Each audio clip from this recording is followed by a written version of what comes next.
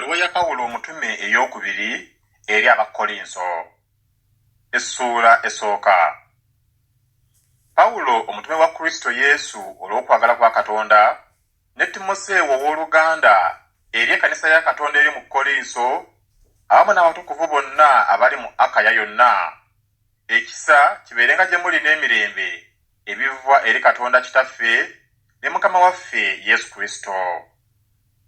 Yeebazibwe Katonda era Kitaawe wa Mukama waffe Yesu Kristo, Kitaffe ow'okusaasira era Katonda okusanyusa kwonna, atusanyusa mu buli kibonoobono kyaffe, ffe tulyoke tuyinzenga okusanyusanga abali mu kubonaabona kwonna, n'okusanyusa ffe kwe tusanyusibwa Katonda.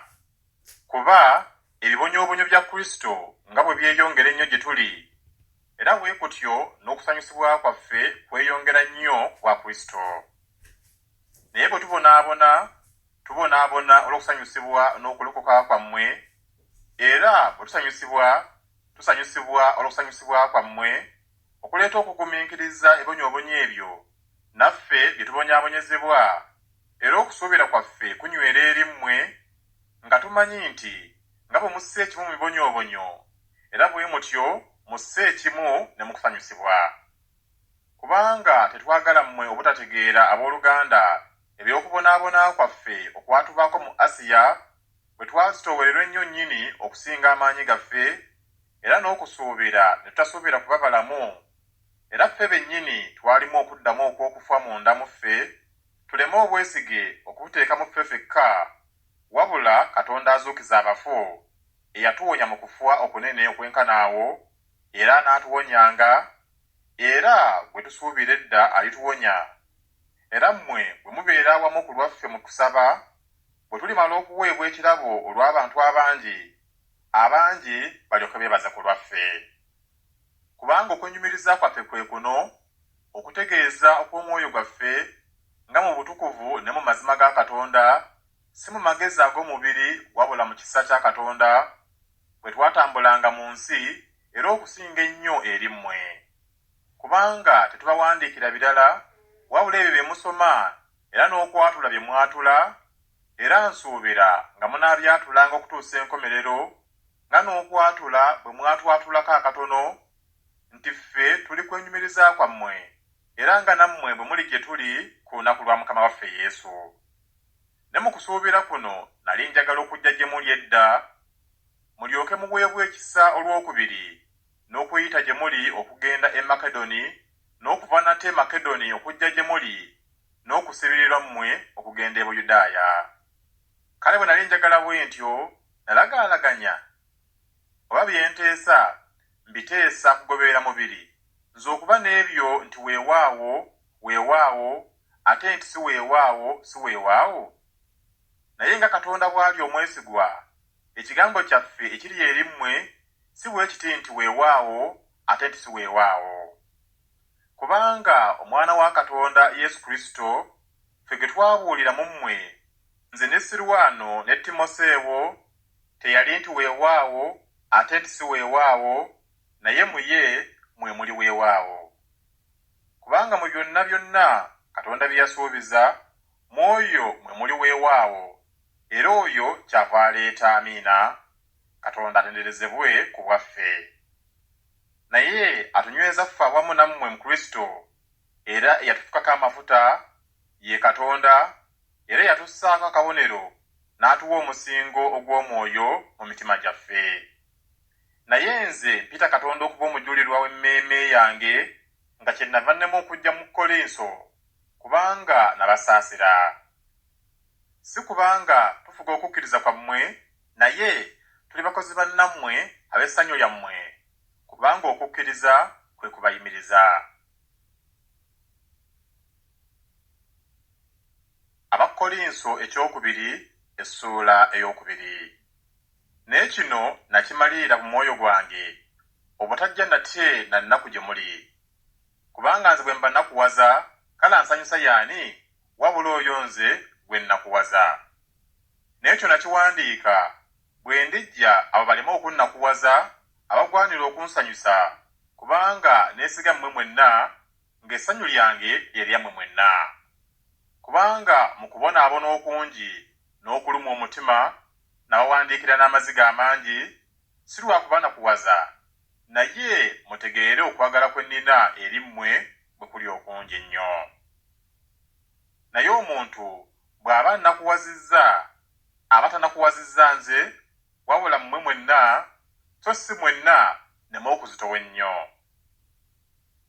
Kunaamumala ali bw'atyo okubonereza okwo okw'abangi kikivudde kibagwanira mmwe okumusonyiwa obusonyi n'okumusanyusa, afaanana bw'atyo mpozzi aleme okumirwa ennaku ze nga ziyinza obungi. Kyenva mbegayirira okunyweza okwagala eri oyo. Kubanga era kyennava mpandiika ndyoke ntegeera okukemebwa kwammwe obanga muwulira mu bigambo byonna. Naye gwe musonyiwa ekigambo nange musonyiwa, kubanga nange kyensonyiye obanga nsonyiye nkisonyiye ku bammwe mu maaso ga Kristo, Setaani alemenga okutwekulumbalizaako, kubanga tetulinga batategeera nkweze. Naye bwe najja mu Tolowa olw'enjiri ya Kristo, era oluggi bwe lwanzigulirwawo mu Mukama waffe, saalaba kuwummula mu mwoyo gwange olw'obutasanga Tito muganda wange, naye ne mbasiibula ne ŋŋenda mu Makedoni. Naye Katonda yeebazibwe atutwala bulijjo ng'abawangula mu Kristo, n'atubikkuza evvumbe ery'okumutegeera ye mu buli kifo. Kubanga tuli vvumbe eddungi erya Kristo eri Katonda mu abo abalokoka ne mu abo abaabula. Eri abo ababula tuli vvumbe eriva mu kufa erireeta okufa, naye eri bali tuli vvumbe eriva mu bulamu erireeta obulamu. Era ebyo ani abiyinza? Kubanga tetuli nga bali abasinga obungi abatabanguzi b'ekigambo kya Katonda, naye olw'amazima, naye olwa Katonda, mu maaso ga Katonda, bwe tutyo bwe twogera mu Kristo.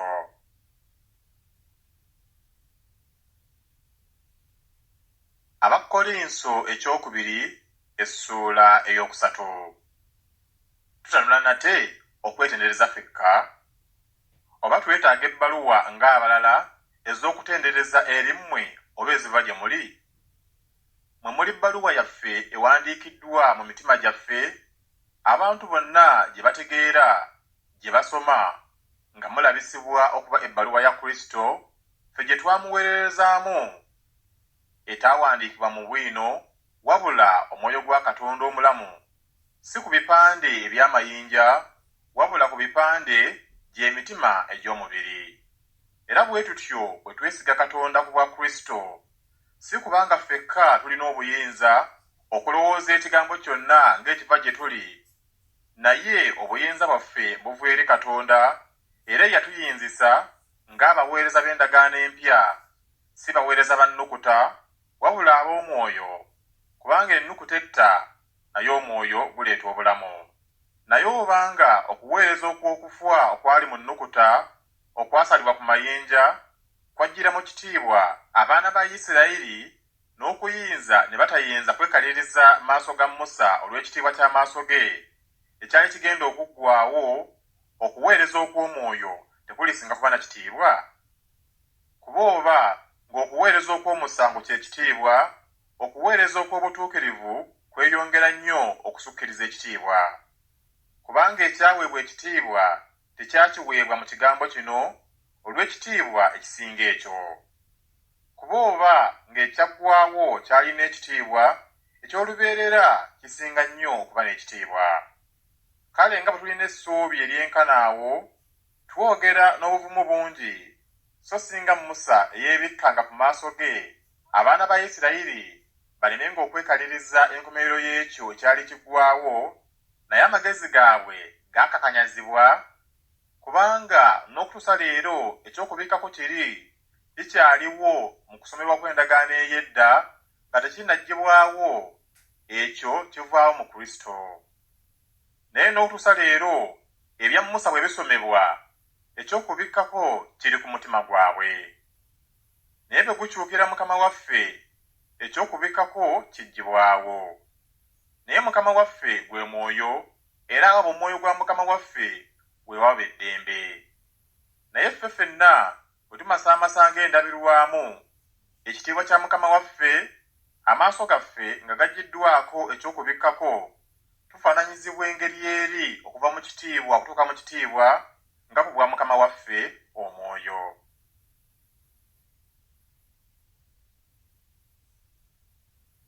Abakolinso ekyokubiri essuula eyokuna. Kale, kubanga tulina okuweereza okwo, nga bwe twasaasirwa tetuddirira, naye twagaana eby'ensonyi ebikisibwa, nga tetutambulira mu bukuusa, so tetukyanya kigambo kya Katonda, naye olw'okulabisa amazima nga twetendereza eri omwoyo gwa buli muntu mu maaso ga Katonda.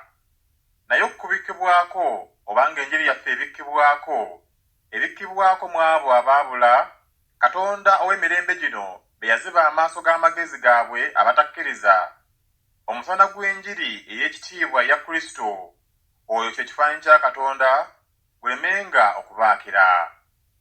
Kubanga tetwebuulira ffekka, wabula Kristo Yesu nga ye Mukama waffe, naffe nga tuli baddu bammwe ku lwa Yesu.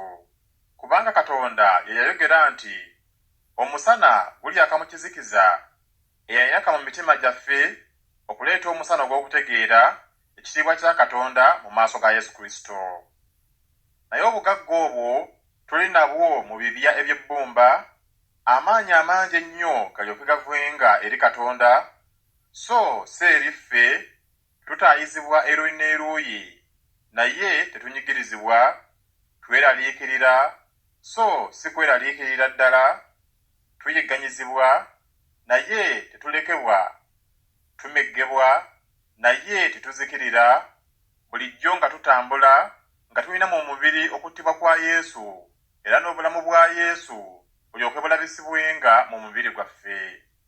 Kubanga ffe abalamu tuweebwayo ennaku zonna eri okufa okutulanga Yesu, era n'obulamu bwa Yesu bulyoke bulabisibwenga mu mubiri gwaffe ogufa. Bwe kityo okufa kukolera mu ffe, naye obulamu mu mmwe.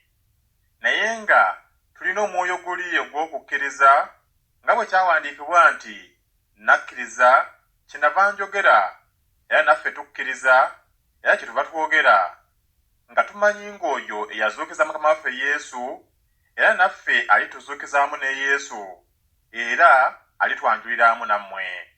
Kubanga byonna biri ku bwammwe, ekisa ekyo bwe kyeyongera olw'abangi, kiryoke kyongezenga okwebaza Katonda aweebwe ekitiibwa. Kyetuva tulema okuddirira, naye newankubadde omuntu waffe ow'okungulu nga ggwaawo, naye omuntu waffe ow'omunda afuuka omuggya bulijjo. Kubanga okubonaabona kwaffe okuzitowa okw'ekiseera ekyakaakano kwongerayongera nnyo okutukolera ekitiibwa ekizitowa eky'emirembe n'emirembe, ffe nga tetutunuulira ebirabika wabula ebitalabika, kubanga ebirabika bya kiseera, naye ebitalabika bya mirembe na mirembe.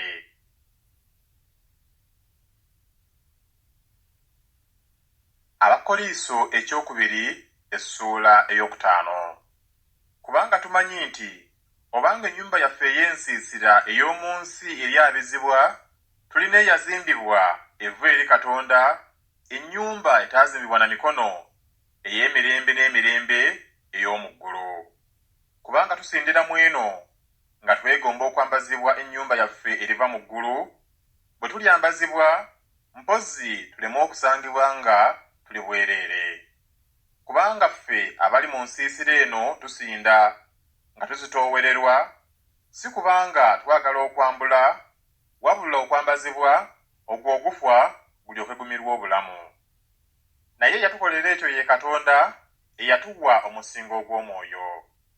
Kyetuva tuguma omwoyo ennaku zonna, era tumanya nga bwe tuba mu mubiri tuba wala Mukama waffe, kubanga tutambula olw'okukkiriza si lwa kulaba, tuguma omwoyo, era kino kye tusinga okwagala, okubeewala omubiri n'okubeera Mukama waffe gy'ali.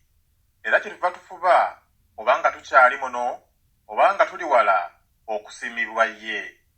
Kubanga ffe ffenna kitugwanira okulabisibwa Kristo w'alisalira emisango, buli muntu aweebwe bye yakola mu mubiri, nga bwe yakola, oba birungi oba bibi. Kale, bwe tumanya entiisa ya Mukama waffe, tusendasenda abantu, naye tulabisibwa eri Katonda, era nsuubira nga tulabisibwa ne mu myoyo gyammwe. Tetwetendereza nate eri mmwe, wabula okuba wammwe kye munaasinzirangako okwenyumirizanga ku lwaffe, mulyoke mubenga n'ekyokubaddamu abeenyumiriza mu maaso so si mu mutima. Kuba obanga tulaluse eri Katonda, obanga twegendereza eri mmwe. Kubanga okwagala kwa Kristo kutuwaliriza nga tulowooza bwe tuti ng'omu yabafiirira bonna kyebava bafa, naye yafiirira bonna abalamu balemenga okubeera abalamu nate ku bwabwe bokka, wabula ku bw'oyo eyabafiirira n'azuukira. Okusooka leero kyetuva tulema okumanya omuntu yenna mu mubiri, okumanya newankubadde nga twamanya Kristo mu mubiri, naye kaakano tetukyamumanya nate bwe tutyo. Omuntu yenna bw'aba mu Kristo kyava abeera ekitonde ekiggya, ebyedda nga biweddewo, laba nga bifuuse bijja. Naye byonna biva eri Katonda eyatutabaganya naye yekka ku bwa Kristo, n'atuwa ffe okuweereza okw'okutabaganya, nti Katonda yali mu Kristo ng'atabaganya ensi naye yennyini, nga tababalira byonoono byabwe, era nga yatuteeresa ffe ekigambo eky'okutabaganya. Kyetuva tubeera ababaka mu kifo kya Kristo, Katonda ng'afaanana ng'abeegayirira mu ffe, tubeegayirira mu kifo kya Kristo mutabagane ne Katonda. Ataamanya kibi yamufuula ekibi ku lwaffe, ffe tulyoke tufuuke obutuukirivu bwa Katonda mu ye.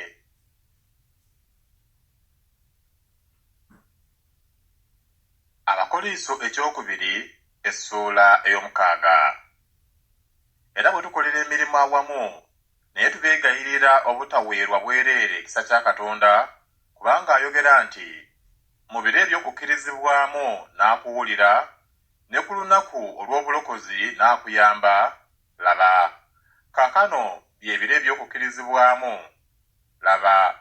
Kaakano lwe lunaku olw'obulokozi, nga tetuleeta nkonge yonna mu kigambo kyonna, okuweereza kwaffe kulemenga okunenyezebwa, naye mu byonna nga twetendereza ng'abaweereza ba Katonda mu kugumiikiriza okungi, mu bibonoobono, mu kwetaaga, mu nnaku, mu kukubibwa, mu kusibibwa, mu kukaayana, mu kufuba, mu kutunula, mu kusiiba, mu bulongoofu, mu kutegeera, mu kugumiikiriza, mu kisa, mu mwoyo omutukuvu, mu kwagala okutaliimu bunaafuusi, mu kigambo eky'amazima, mu maanyi ga Katonda, olw'ebyokulwanyisa eby'obutuukirivu mu mukono ogwa ddyo n'ogwa kkono, olw'ekitiibwa n'olw'okunyoomebwa, olw'okuvumibwa n'olw'okusiimibwa, ng'abalimba era naye ab'amazima, ng'abatategeerebwa era naye abategeerebwa ennyo, ng'abafa, era laba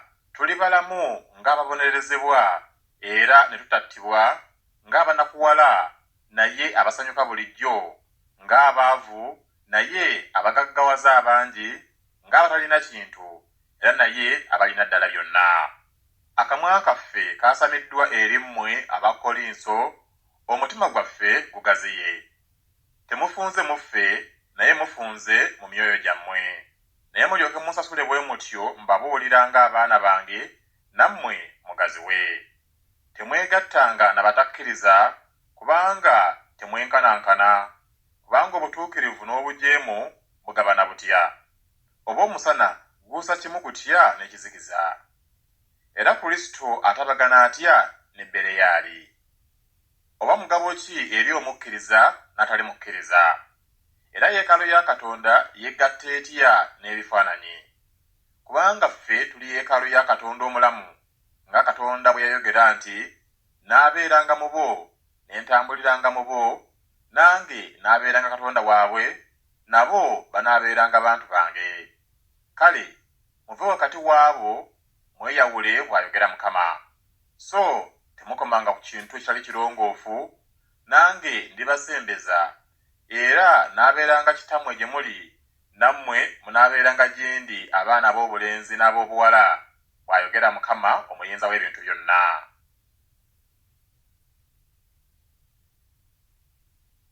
Abakolinso ekyokubiri essuula ey'omusanvu. Kale bwe tulina ebyasuubizibwa ebyo, abaagalwa twenaazengako obugwagwa bwonna obw'omubiri n'obw'omwoyo nga tutuukiriza obutuukirivu mu kutya Katonda. Mutuukirize tetwonoonanga muntu yenna, tetuguliriranga muntu yenna, tetulyazaamaanyanga muntu yenna. Soogedde kubanenya kubanga edda nayogera nga muli mu mitima gyaffe okufiira awamu nammwe n'okubeera abalamu wamu nammwe. Njogera n'obuvumu bungi eri mmwe, neenyumiriza nnyo ku lwammwe, njijjudde nnyo essanyu, nsuukiridde okujaguza mu bibonoobono byaffe byonna.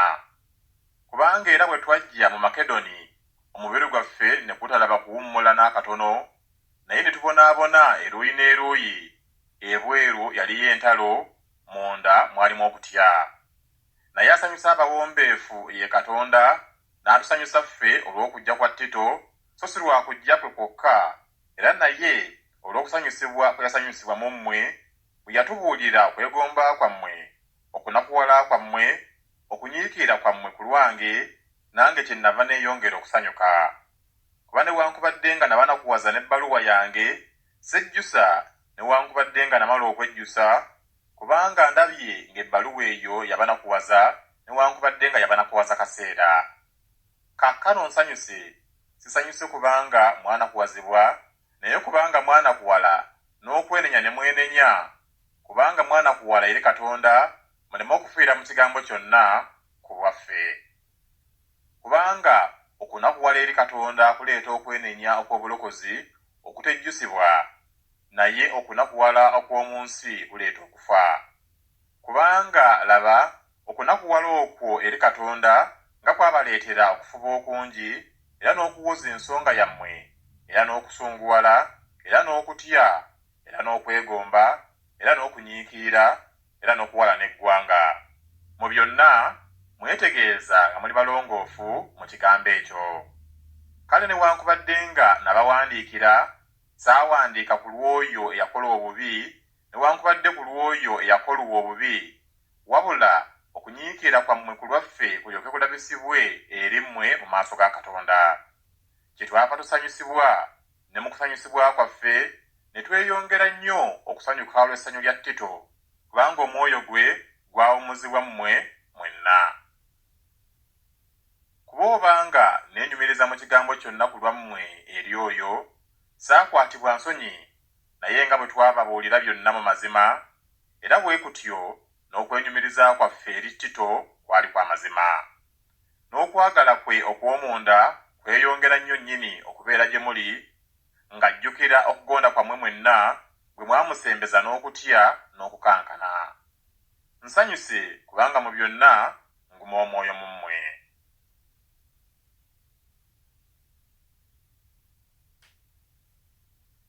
Abakolinso ekyokubiri essuula ey'omunaana.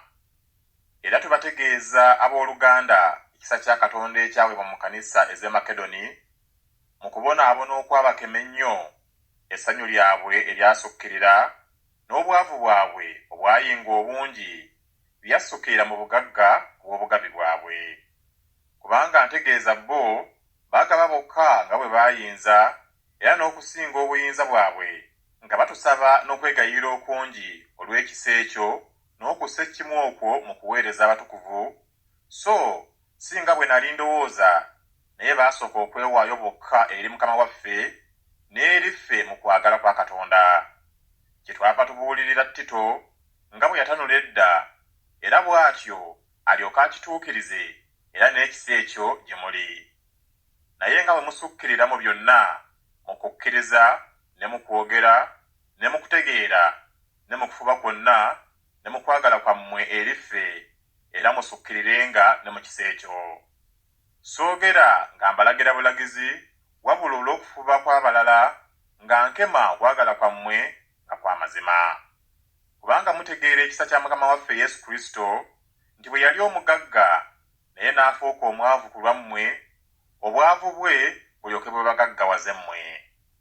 Era mbagambye ekyendowooza olw'ekyo, kubanga kibasaanira mmwe abaasooka okutanula, si kukola kwokka, era naye n'okwagala nga mwakamala omwaka gumu. Naye kaakano mutuukirize n'okukola nga bwe waaliwo okwagala amangu, era n'okutuukiriza bwe kutyo kulyoke kubeerewo nga bwe muyinza. Kuba obanga waliwo okwagala amangu, kukkirizibwa ng'omuntu bw'alina singa bw'atalina.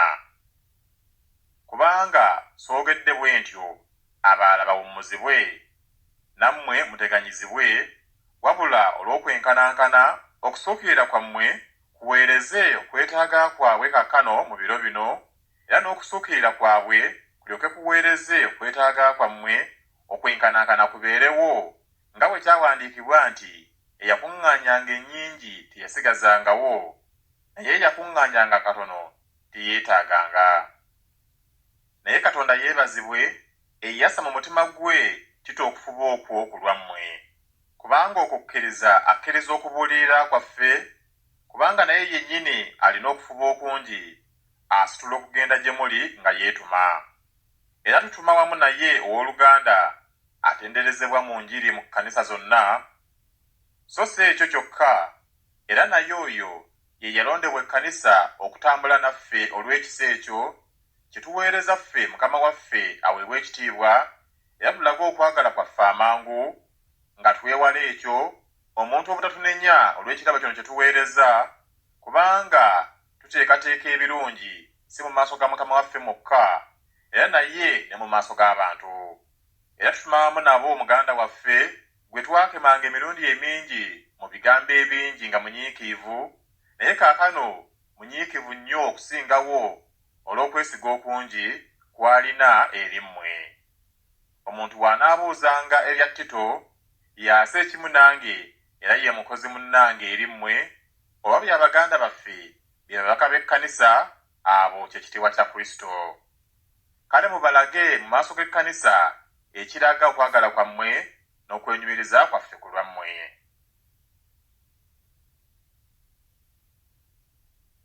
Abakolinso ekyokubiri essuula ey'omwenda. Kubanga eby'okuweereza abatukuvu tekineetaagisa ku bye bawandiikira, kubanga mmanyi okwagala kwammwe kwe nenyumiririzaamu eri ab'e Makedoni ku lwammwe, nga Akaya yakamala omwaka gumu okweteekateeka, n'okunyiikira kwammwe kwakubiriza bangi mu bo. Naye ntuma abooluganda okwenyumiriza kwaffe ku lwammwe kuleme okuba okw'obwereere mu kigambo ekyo, nga bwe njogedde mulyoke mweteeketeeke, mpozi ab'e Makedoni abalala bwe balijja nange, bwe balibasanga nga temweteeseteese, ffe obutoogera mmwe tuleme okukwatibwa ensonyi mu kusuubira okwo. Kyenvudde ndowooza nga kiŋŋwanidde okwegayirira abooluganda bankulembera okujja gye muli, basooke balongoose omukisa gwammwe gwe mwasuubiza edda, gulyoke gweteeketeeke ng'omukisa, so singa ekisoloozebwa. Naye kyenjogedde kino nti asiga entono alikungula ntono, era asiga ennyingi alikungula nnyingi. Buli muntu akolenga nga bw'amaliridde mu mutima gwe, si lwa nnaku newankubadde olw'okuwalirizibwa, kubanga Katonda ayagala oyo agaba n'essanyu.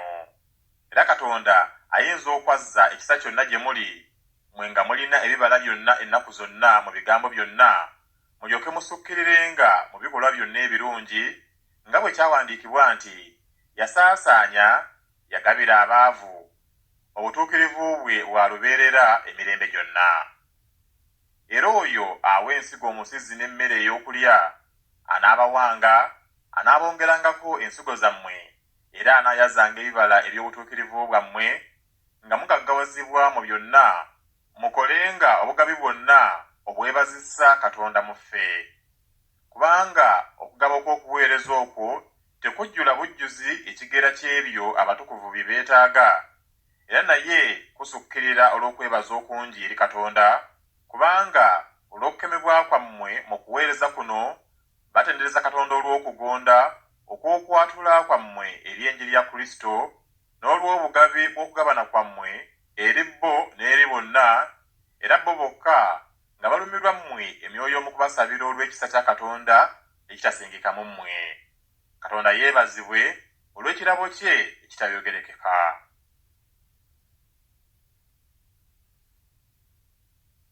Abakolinso ekyokubiri essuula ey'ekkumi. naye nze kennyini Pawulo mbeegayirira olw'obukkakkamu n'obuwombeefu bwa Kristo. Nze gwe mutoowaza bwe mba siriiwo mpitibwa muzira, kale mbeegayirira bwegayirizi lwe ndibaawo nneme okubalaga obuzira obwo bwe ndowooza okuba nabwo eri abalala abalowooza nga ffe tutambula okugobereranga omubiri.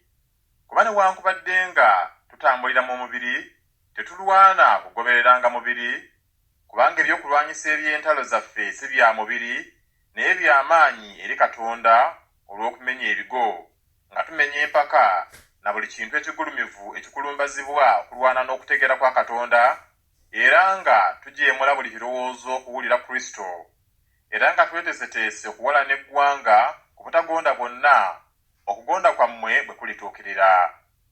Mutunuulire ebintu nga bwe biri.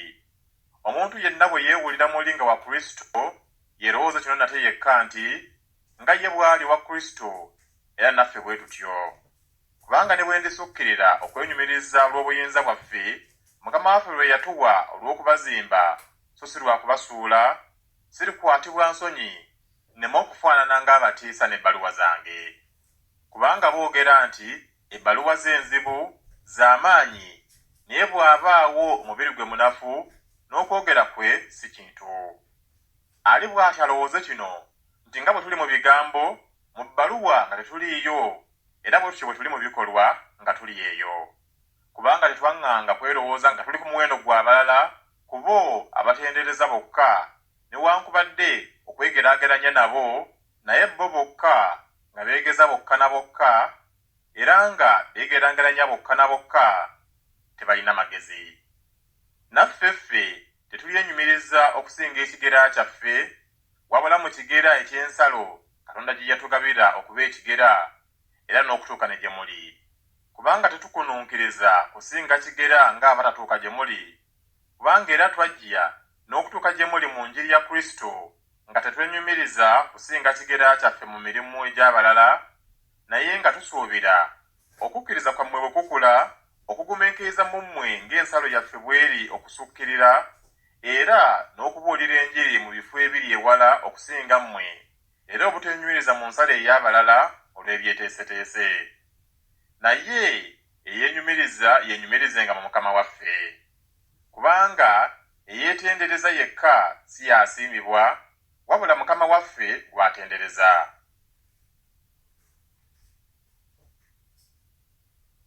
Abakolinso ekyokubiri essuula ey'e11. Singa mugumiikiriza mu busirusiru obutono, era naye mugumiikirize. Kubanga mbakwatirwa obujja bwa Katonda, kubanga nabafumbeza bbammwe omwo, ndyoke mbaleete eri Kristo ng'omuwala omulongoofu. Naye ntidde ng'omusota bwe gwalimbalimba kaawa mu bukuusa bwagwo, pozza ebirowoozo byammwe okwonoonebwanga mu kulaba, wamu ne mu bulongoofu ebiri eri Kristo. Kuba oyo ajja bw'abuulira Yesu omulala gwe tutaabuulira, oba bwe muweebwa omwoyo omulala gwe mutaaweebwa, oba njiri endala gye mutakkiriza, mukola bulungi okugumiikiriza. Kubanga ndowooza nga sisingibwa n'akatono abatuma abakulu ennyo. Naye newankubadde nga ndi muligo mu bigambo, naye siri muligo mu kutegeera, naye mu byonna twakwolesa mu bantu bonna eri mmwe. Oba nayonoona bwe neetoowaza nzekka mwe mugulumizibwe, kubanga nabuulira enjiri ya Katonda ey'obwereere, nanyaga ekkanisa endala nga mpeebwa empeera olw'okubaweereza mmwe, era bwe nabanga nammwe nga neetaaga, saazitoowereranga muntu yenna, kubanga abooluganda bwe baava mu Makedoni baatuukiriza ebyali bimbuze, ne mu byonna neekuuma butabazitoowereranga, era neekuumanga bwe ntyo. Ng'amazima ga Kristo bwe gali mu nze, siwali alinziyiza okwenyumiriza okwo mu nsalo ez'eyyakaya. Lwaki? Kubanga sibaagala? Katonda amanyi. Naye bwe nkola, era bwe nakolanga, mbaggirewo awasinziirwa, abo abaagala awasinziirwa, balabike era nga ffe mu kigambo kye beenyumirizaamu. Kubanga abalinga abo be batuma ab'obulimba, abakozi ab'obukuusa, abeefaananya ng'abatumi ba Kristo. so si kya magero, kubanga ne Setaani yeefaananya nga malayika ow'omusana. Kale si kitalo, era n'abaweereza be bwe beefaananya nga abaweereza b'obutuukirivu, enkomerero yaabwe eribeera ng'ebikolwa byabwe. Njogera nate nti omuntu yenna alema okundowooza nga ndi musirusiru, naye okulowooza bwe mundowooza bwe mutyo, naye munsembeze ng'omusirusiru, nange nenyumirizeeko akatono. Kye njogera sikyogera nga kigambo kya Mukama waffe, naye nga mu busirusiru mu buvumu buno obw'okwenyumiriza.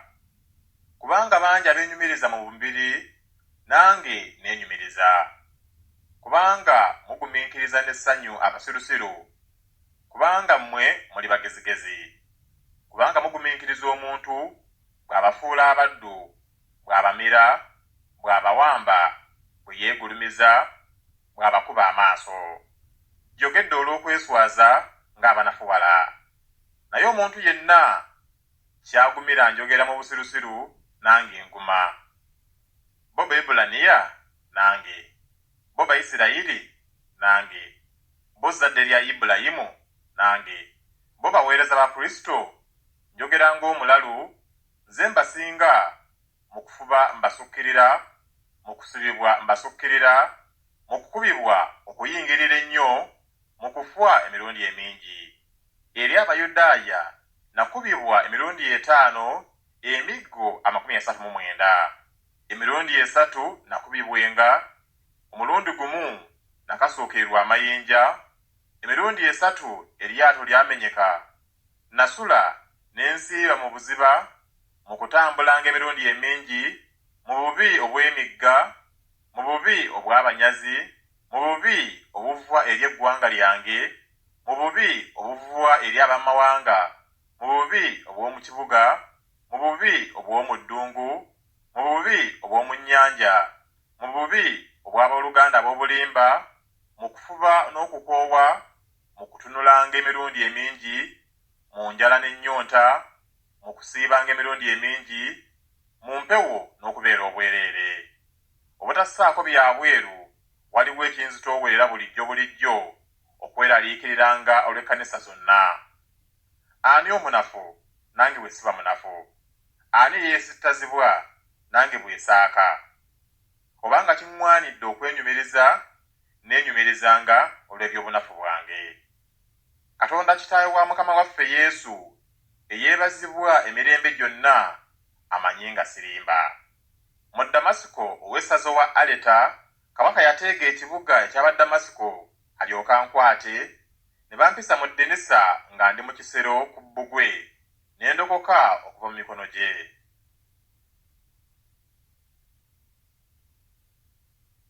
Abakolinso ekyokubiri essuula ey'E12. Kiŋŋwanidde okwenyumiriza newankubadde nga tekusaana, naye kaŋŋende mu kwolesebwa n'okubikkulirwa kwa Mukama waffe. Manyi omuntu mu Kristo eyaakamala emyaka 14 oba mu mubiri, simanyi, oba watali mubiri, simanyi, Katonda amanyi, okutwalibwa omuntu ali bw'atyo mu ggulu eryokusatu. Era mmanyi omuntu ali bw'atyo oba mu mubiri oba watali mubiri, simanyi, Katonda amanyi, bwe yatwalibwa mu lusuku lwa Katonda n'awulira ebigambo ebitayogerekeka ebitasaanira muntu kubyatula. Ku bw'omuntu ali bw'atyo neenyumirizanga, naye ku bwange siryenyumiriza, wabula mu by'obunafu bwange. Kuba singa nayagala okwenyumirizanga, sandibadde musirusiru kubanga nandyogedde amazima, naye ndeka omuntu yenna alemenga okundowooza kusinga bwandaba oba bwampulira. N'olw'obukulu obusinga ennyo obw'ebyo ebyabikkulibwa, nemenga okugulumizibwa ennyo, kyennava mpeebwa eriggwa mu mubiri, omubaka wa Setaani okunkubanga, nemenga okugulumizibwa ennyo. Olw'ekigambo ekyo neegayirira Mukama waffe emirundi 3 kinveeko. Naŋŋamba nti ekisa kyange kikumala, kubanga amaanyi gange gatuukirira mu bunafu. Kyennaavanga neenyumiriza n'essanyu eringi olw'ebyobunafu bwange, amaanyi ga Kristo galyoke gasiisire ku nze. Kyenva nsanyukira ebyobunafu, okujjirirwanga ekyegyo, okwetaaganga, okuyegganyizibwanga, okutegananga, okulangibwanga Kristo, kubanga bwemba omunafu lwemba ow'amaanyi. Nfuuse musirusiru mwe mwampaliriza, kubanga nagwanira okutenderezebwa mmwe, kubanga saasingibwa mu kigambo kyonna abatuma abakulu ennyo, newankubadde nga nze siri kintu. Mazima obubonero obw'omutume bwankolerwanga ewammwe mu kugumiikiriza kwonna, mu bubonero n'ebyamagero n'eby'amaanyi. Kubanga kiki ekkanisa endala kizaabasingiramu wabula nze nzekka obutabazitoowereranga? Munsonyiwe ekyonoono ekyo.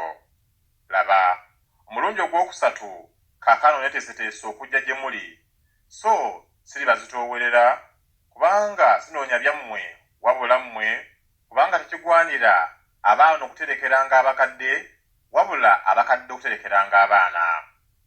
Era ndiwaayo era ndiweebwayo n'essanyu eringi olw'obulamu bwammwe.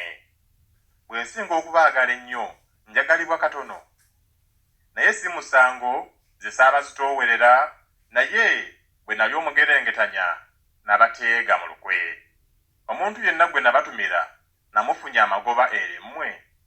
Nabuulirira Tito ne ntuma ow'oluganda awamu naye. Tito yafuna amagoba eri mmwe? Tetwatambula n'omwoyo omu? Tetwatambulira mu kisinde kimu? Obwedda mulowoozezza nga ffe tubawoleza ensonga. Mu maaso ga Katonda twogerera mu Kristo. Naye byonna abaagalwa byakubazimba mmwe. Kubanga ntidde bwe ndijja mpozzi okubasanga nga mufaanana nga bwe saagala, nange mmwe muleme okunsanga nga nfaanana nga bwe mutayagala, mpozzi okubeera eyo okuyomba, obujja, obusungu, empaka, okulyolyoma, okugeya, okwegulumiza, okujeema, bwe ndijja nate Katonda wange aleme okuntowaza eri mmwe, nange okuba nakuwalira abangi abaayonoona edda ne bateenenya obugwagwa n'obwenzi n'obukaba bwe baakola.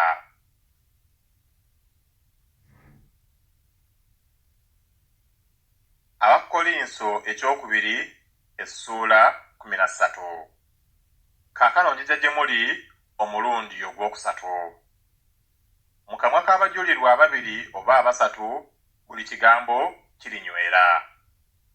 Nalaalika era ndaalika nga bwe nakola bwe nali eyo omulundi ogwokubiri, era ne kaakano bwentyo nga siriiyo, mbagamba abo abaayonoona edda n'abalala bonna nti bwe ndijja nate sirisaasira, kubanga munoonya ekitegeeza nga Kristo ayogerera mu nze atali munafu eri mmwe, naye alina amaanyi mu mmwe, kubanga yakomererwa olw'obunafu, naye mulamu olw'amaanyi ga Katonda. Kubanga naffe tuli banafu mu ye, naye tuli babalamu awamu naye olw'amaanyi ga Katonda eri mmwe. Mwekebere mwekka. Oba temwetegeera mwekka nga Yesu Kristo ali mu mmwe, wabula nga muli abatasiimibwa. Naye nsuubira nga mulitegeera nga ffe tetuli batasiimibwa. Era tusaba Katonda mmwe mulemenga okukola obubi bwonna, si ffe okulabika nga abasiimibwa, wabula mmwe okukolanga obulungi ffe ne bwe tulibeera nga abatasiimibwa. Kubanga tetuyinza kuziyiza mazima wabula okugayamba. Kubanga tusanyuka ffe bwe tuba abanafu, nammwe bwe muba n'amaanyi, era nakino tukisaba mmwe okutuukirira. Kyenvudde mpandiika ebyo nga siri eyo, bwe mbeera eyo neme okuba omukambwe, ng'obuyinza bwe buli Mukama waffe bwe yampa olw'okuzimba, so si lwa kumenya. Ekyenkomerero abooluganda mweraba. Mutuukirire, musanyusibwe, mulowooze bumu, mubeere n'emirembe, ne Katonda w'okwagala n'emirembe anaabanga nammwe. Mulamusagane n'okunywegera okutukuvu. Abatukuvu bonna babalamusizza. Ekisa kya Mukama waffe Yesu Kristo n'okwagala kwa Katonda n'okussa ekimu okw'Omwoyo Mutukuvu bibeerenga nammwe mwenna.